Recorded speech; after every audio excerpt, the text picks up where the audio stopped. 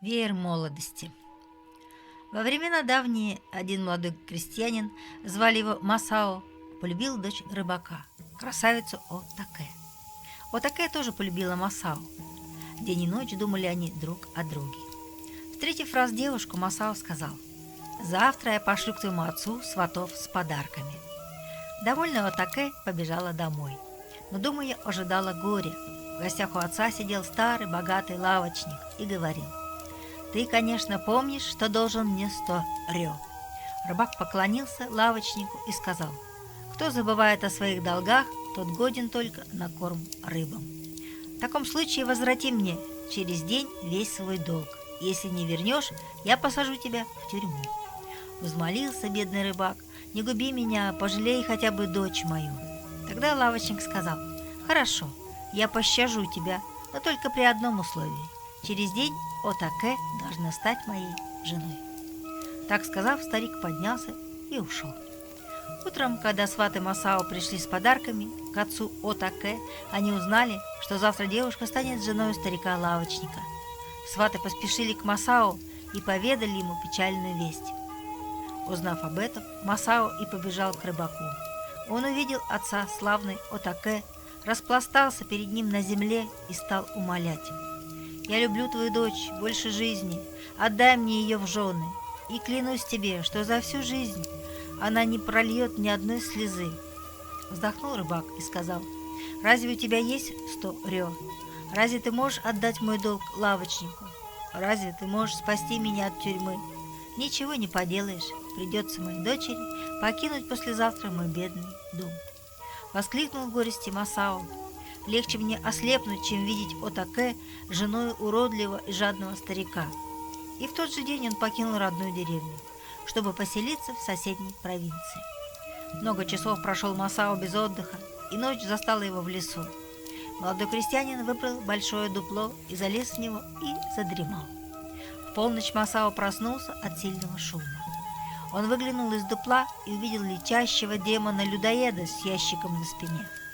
Демон опустился у соседнего дуба, сорвал с ящика крышку и вытащил оттуда почтенного старца. Злобно воя, демон схватил старика, привязал его накрепко к дубу, зевнул и сказал: «Хочу спать, на заре проснусь и съем тебя».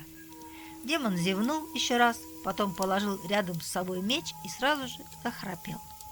Масао видел из своего дупла, как привязанный к дереву старец пытался разорвать веревки. Но демон привязал его так крепко, что все старания человека оказались напрасными. Тогда Масао вылез из дупла, подполз бесшумно к старцу и перерезал веревки, которым тот был связан.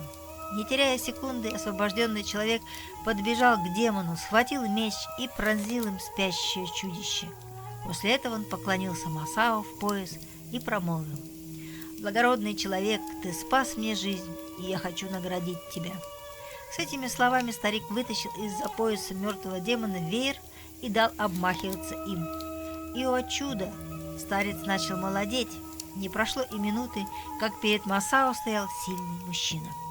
«О, Масао, — сказал человек, — демон украл у меня этот веер молодости. Теперь я дарю его тебе. Знай, что старому человеку стоит обмахнуться этим веером 5 раз, и он станет вдвое моложе». И человек исчез на глазах изумленного Масао. Молодой крестьянин посмотрел на волшебный веер и подумал: в нашей деревне почти в каждом доме живут немощные старики. Пусть же этот веер принесет им счастье. В полдень он пошел к своей деревне и сразу же заметил у дома лавочника много нарядных людей. «Что здесь происходит?» – спросил Масао. Кто-то ему ответил: «Сегодня старый лавочник женится на красавице Отаке. Он простил ее отцу долг и подарил ему 5 жемчужин. Пойдем с нами на свадьбу». Когда Масао переступил порог дома лавочника, все гости были уже в сборе и ждали невесту. Масао сел невдалеке от лавочника и тоже стал ждать Отаке. Вскоре раздались радостные возгласы. Это несли в паланкине невесту. Печально Отаке села, как полагается, напротив жениха и сразу же увидела Масао. Лавочник заметил, что невеста смотрит на Масао, рассердился и сказал молодому крестьянину: «Сейчас же уходи отсюда, я тебя не звал на свою свадьбу». Масао поднялся и сказал: Для счастья Отаке мне не жаль ничего. Вот тебе веер молодости, обмахнись им 5 раз, и ты станешь вдвое моложе». Лавочник вырвал из рук Масао веер и начал обмахиваться.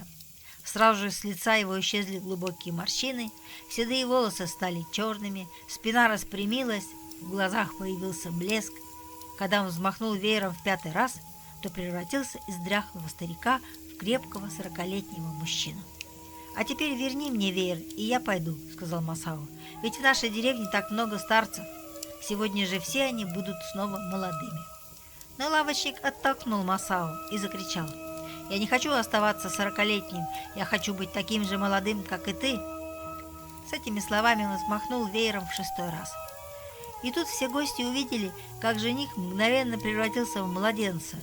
Младенец барахтался в праздничных одеждах лавочника и вопил на весь дом. Гости не могли удержаться от смеха. «Ну и жених! Все хорошо, только ему нужна не жена, а нянька». Масао уже не стал смеяться над лавочником. Он подошел к отцу Отаке, протянул ему веер и сказал: «Вот мой свадебный подарок. Разве молодость стоит меньше, чем 5 жемчужин?» И тут все старики, которые были на свадьбе, закричали: «Нет ничего на свете дороже молодости!» Отец Отаке принял от Масао свадебный подарок, и на другой же день была отпразднована свадьба Масао и Отаке. На свадьбу была приглашена вся деревня. Не пришел только лавочник. Да и как он мог явиться на праздник, если еще не умел ходить и лежал запеленатый у себя дома? Отаке и Масао прожили долгую молодую жизнь, потому что со дня свадьбы Отаке никто в их деревне не знал старости, все были молоды и здоровы.